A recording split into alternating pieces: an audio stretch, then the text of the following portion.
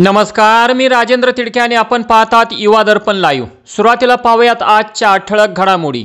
आज 33 कॅबिनेट, 6 राज्यमंत्र्यांना शपथ। सरकारमध्ये 2 उपमुख्यमंत्र्यांसह 42 मंत्री, त्यात 1 मुस्लिम, 4 महिला, 1 जागा रिक्त। मंत्र्यांचा कार्यकाळ फक्त 2.5 वर्षाचा।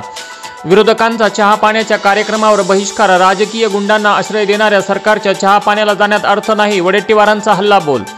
बीड, परभणीसारख्या घटनांची चौकशी होणार, कुठल्याच आरोपीला सोडले जाणार नाही। मुख्यमंत्री देवेंद्र फडणवीसांचा इशारा।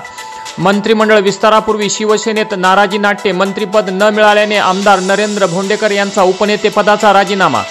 फडणवीस, शिंदे, पवार तिघेही म्हणाले, विरोधकांचा योग्य सन्मान करू, त्यांचेही ऐकू, उत्तर देऊ। खातेवाटप 2-3 दिवसात होईल। भुजबळ, वळसे पाटलांना मंत्रिमंडळातून डावलले का? रुपाली चाकणकर म्हणाल्या, नव्या नेतृत्वाला संधी देण्याची त्यांची भावना।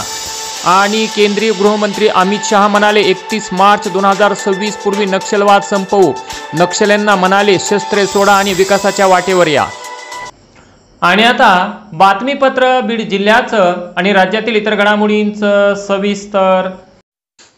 भाजपच्या राष्ट्रीय सचिव आणि दिवंगत नेते गोपीनाथराव मुंडे यांच्या वारसदार म्हणून ओळख असलेल्या पंकजा गोपीनाथराव मुंडे वय 45 वर्ष यांनी आज फडणवीस सरकारमध्ये कॅबिनेट मंत्रिपदाची शपथ घेतली। त्यांचे शिक्षण पदवीपर्यंतचे झालेले असून त्या विधान परिषदेच्या सदस्य आहेत। गोपीनाथ मुंडे पहिल्यांदाच लोकसभेत गेल्यानंतर सन 2009 साली पंकजा मुंडे यांचा आपल्या वडिलांच्या मार्गदर्शनाखाली राजकीय प्रवास सुरू झाला। सन 2014 मध्ये त्या आमदार झाल्या आणि देवेंद्र फडणवीस यांच्या मंत्रिमंडळात त्यांनी महिला व बालकल्याण मंत्रिपदाची धुरा यशस्वीरित्या सांभाळली। सन 2019 साली पुन्हा धनंजय मुंडे आणि पंकजा मुंडे या बहीण भावामध्ये लढत झाली। यावेळी पंकजा यांचा पराभव झाला, तर लोकसभा 2024 मध्येही त्यांचा निसटता पराभव झाला। आज देवेंद्र फडणवीस मंत्रिमंडळात त्यांची कॅबिनेट मंत्री म्हणून वर्णी लागली आहे। त्यांची मंत्रिपदी निवड होताच बीडमध्ये फटाके वाजवत कार्यकर्त्यांनी आनंद उत्सव साजरा केला। माननीय पंकजाताई मुंडे आणि माननीय धनंजय मुंडे यांची महाराष्ट्र राज्याच्या कॅबिनेट मंत्रिपदी निवड झाल्याबद्दल हार्दिक अभिनंदन आणि पुढील कार्यास खूप खूप शुभेच्छा। शुभेच्छुक श्री मोहन शिवाजीराव तोंडे, महाराष्ट्र राज्य गट सचिव संघटना, तालुका अध्यक्ष किल्ले धारूर। देवेंद्र फडणवीस मंत्रिमंडळात राष्ट्रवादी काँग्रेसकडून धनंजय मुंडे यांनी आज मंत्रिपदाची शपथ घेतली। राष्ट्रवादी काँग्रेस अजित पवार गटातर्फे अजित पवार यांनी त्यांना दुसऱ्यांदा मंत्रिपदाची संधी दिली आहे। 15 जुलै 1975 रोजी बीड जिल्ह्यातील परळी येथे जन्मलेले धनंजय मुंडे यांचे पदवीपर्यंतचे शिक्षण झालेले आहे।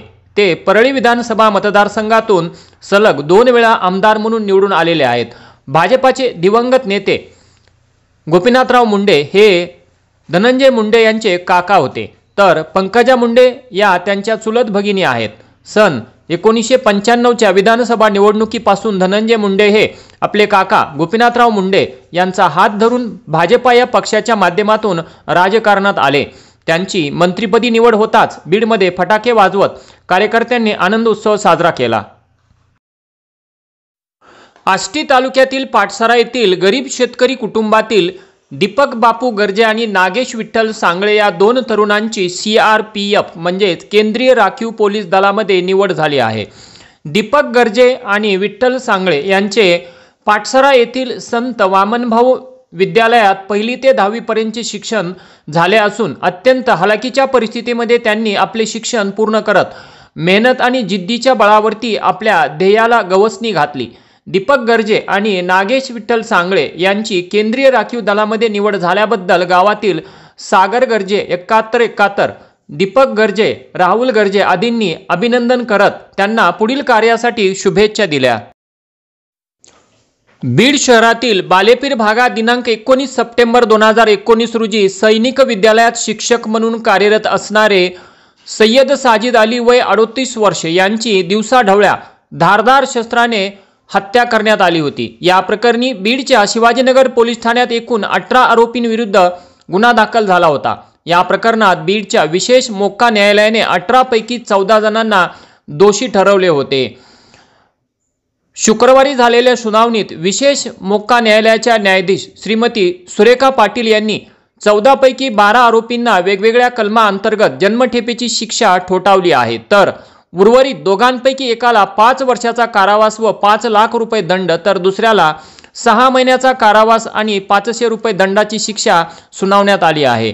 या शिक्षेच्या सुनावणीकडे संपूर्ण बीड जिल्ह्याचे लक्ष लागून राहिले होते, तर या प्रकरणी विशेष सरकारी वकील ॲडव्होकेट अजय तांदळे यांनी काम पाहिले, तर त्यांना सर्व सहाय्यक सरकारी वकिलांचे सहकार्य लाभले। बीड येथील साय दैनिक बीड सिटीजनचे संपादक शेख मुजीब शेख खाजा यांना उर्दू दैनिक अल हिलाल समूहाचे संस्थापक स्वर्गीय जबर खान नाज यांच्या नावाने दिला जाणारा राज्यस्तरीय नाज-ए-सहाफत पुरस्कार जाहीर झाला आहे। दिनांक 28 डिसेंबर 2024 रोजी मान्यवरांच्या उपस्थित होणाऱ्या सोहळ्यात हा पुरस्कार प्रदान करण्यात येणार असल्याची माहिती अल हिलाल समूहाचे खमरुल इमान यांनी दिली। शून्यातून विश्व निर्माण करत शेख मुजीब यांनी साय दैनिक सिटीजनच्या माध्यमातून सामाजिक कार्यात पुढाकार घेत वंचित उपेक्षित घटकांना न्याय देण्याची भूमिका ठेवली। अन्यायाच्या विरुद्ध लेखणीच्या माध्यमातून उभे राहत शेख मुजीब यांनी अल्पावधीत उल्लेखनीय कामगिरी केली आहे। त्यांच्या कार्याची दखल घेत हा राज्यस्तरीय पुरस्कार जाहीर करण्यात आल्याचे खमरुल इमान यांनी सांगितले। राज्यस्तरीय पत्रकारिता पुरस्कार जाहीर झाल्याबद्दल शेख मुजीब यांचे सर्व स्तरातून अभिनंदन होत आहे।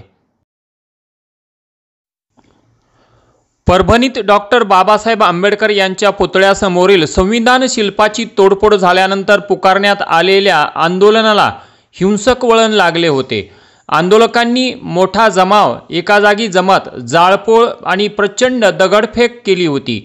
या प्रकरणी 50 जणांना परभणी पोलिसांनी ताब्यात घेतले होते। याच प्रकरणात न्यायालयीन कोठडीत असलेल्या तरुणाचा कारागृहात मृत्यू झाल्याची धक्कादायक घटना समोर आली आहे। मृत तरुणाचे नाव सोमनाथ सूर्यवंशी, वय 35 वर्षाचे असून त्याला जिल्हा सामान्य रुग्णालयात नेल्यानंतर डॉक्टरांनी मृत घोषित केले। या प्रकारामुळे परभणी शहरात पुन्हा एकदा तणावाचे वातावरण निर्माण झाले आहे। या घटनेची गंभीर दखल घेत नांदेड परिक्षेत्राचे आयजी शहाजी उमाप पुन्हा परभणीत दाखल झाले आहेत। सोमनाथ सूर्यवंशी याचा मृत्यू नेमका कशामुळे झाला याबाबत सध्या काहीही स्पष्ट झाले नाही। या तरुणाचे न्यायाधीशांच्या उपस्थितीत शवविच्छेदन करण्यात येणार आहे।